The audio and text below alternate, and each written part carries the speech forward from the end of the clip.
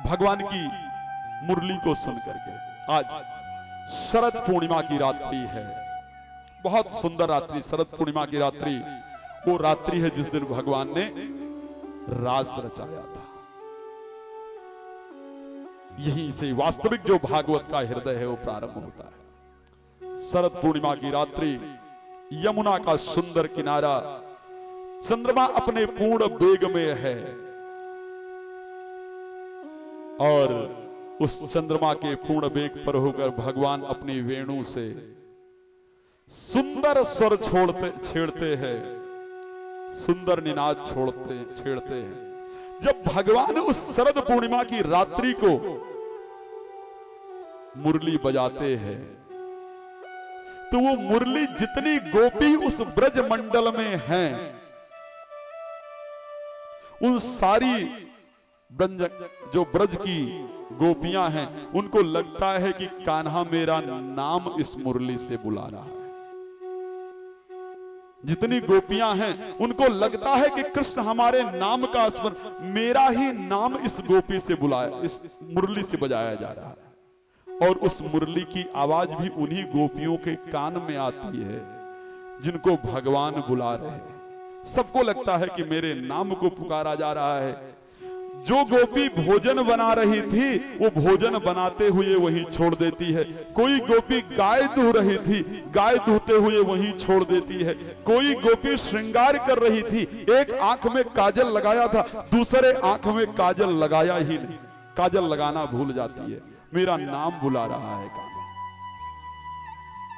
कोई गोपी भोजन परोस रही थी अपने पति को, भोजन आधा परोसा आधा परोसना भूल गई और वहां से भागती। मेरा कान्हा बुला रहा है, मेरा कृष्ण, मेरे बंसी से मेरा नाम पुकारा जा रहा है।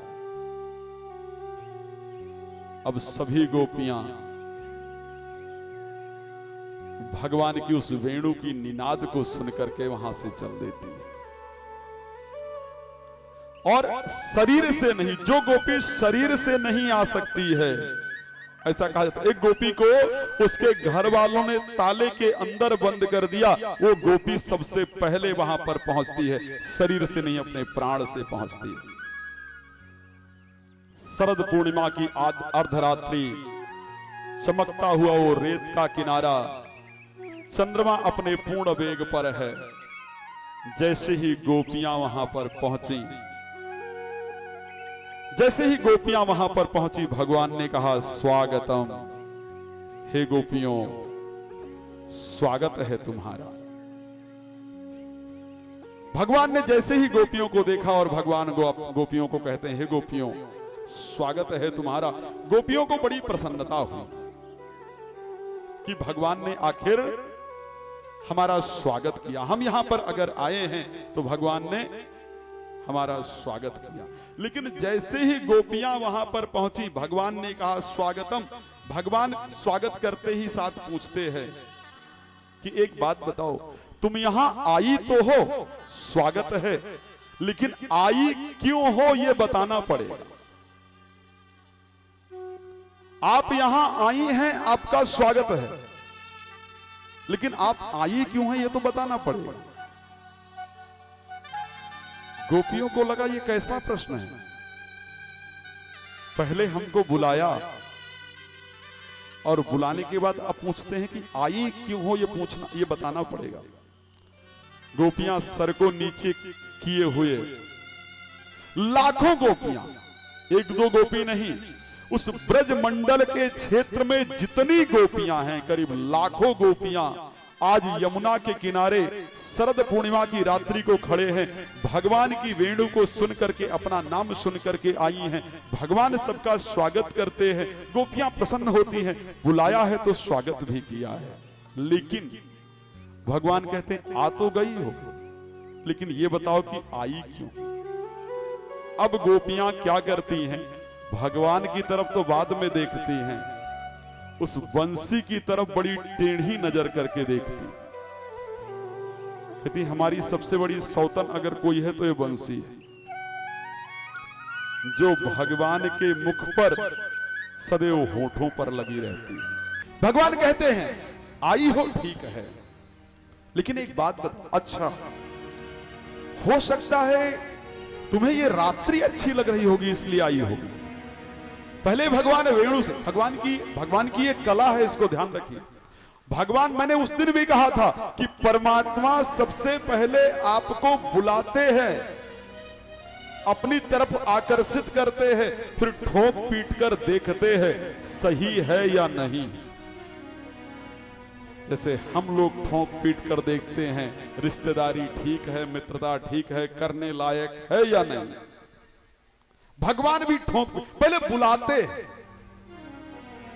फिर बुला करके पूछते हैं, बोले आई हो, यहां तक आई हो ठीक है, अच्छा इसलिए किस लिए आई हो, फिर उत्तर भी देते, अच्छा इसलिए आई होगी कि तुमने इतनी सुंदर रात्रि नहीं देखी होगी। गोपियां सर को नीचे किए हुए खड़ी हैं, अंगूठे से धरती का जो बालू है उसको दबाती जाती है। अच्छा तुमने यमुना का सुंदर किनारा नहीं देखा होगा इसलिए आई हो। गोपियां कोई उत्तर नहीं देती। तुमने वन नहीं देखा होगा, तुमने जंगल नहीं देखा होगा इसलिए यहां तक आई हो। गोपियों को लगा कमाल है, खुद ही बुलाते हैं और खुद ही हमसे पूछते हैं कि आखिर यहां तक क्यों आई हो। किसी ने बहुत सुंदर कहा था प्रेम को लेकर के, प्रेम वीराने को गुलिस्तां बना देता है। जीवन में प्रेम जरूर होना चाहिए। मैं उस प्रेम की बात कर रहा हूं जो संसार से किया जाए, मैं उस प्रेम की बात कर रहा हूं जो परमात्मा से किया जाए।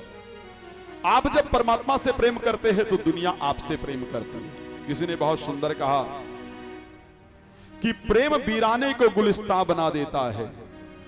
मैं आप बीती कहता हूं औरों की नहीं, प्रेम इंसान को भगवान बना देता है। प्रेम ही इंसान को भगवान बना सकता है। गोपियां आज भगवान कहते हैं कि एक बात बताओ, क्या इस प्रकार कोई भी पतिव्रता स्त्री या कोई भी संस्कारी कन्या अपने घर को छोड़कर, कोई पतिव्रता स्त्री इस प्रकार रात्रि को अपने पति को छोड़ करके अर्धरात्रि के समय कहीं जाती है? क्या यह पतिव्रत धर्म है? भगवान गोपियों से कहते हैं, गोपियों की परीक्षा लेते हैं, कहते हैं क्या कोई पतिव्रता स्त्री इस प्रकार अपने पति को रात्रि को छोड़ करके अपना घर छोड़कर जाती है? फिर भगवान एक कथा भी सुनाते हैं। पतिव्रत धर्म कितना महत्वपूर्ण है क्या तुम लोग जानती हो?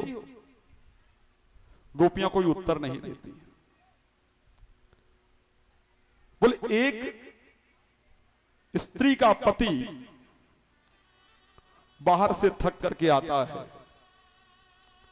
और उसके गोद में सिर रख करके अपने पत्नी की ओर सो जाता है। पत्नी उसके ऊपर पंखा कर रही है। पतिव्रत धर्म कितना महत्वपूर्ण है उस पर एक कथा सुनाते हैं। बोले इतने में उसका एक बालक है जो अभी छोटा है, 1.5 वर्ष का बालक है। एक ही बालक है, वो चलता हुआ जाता है।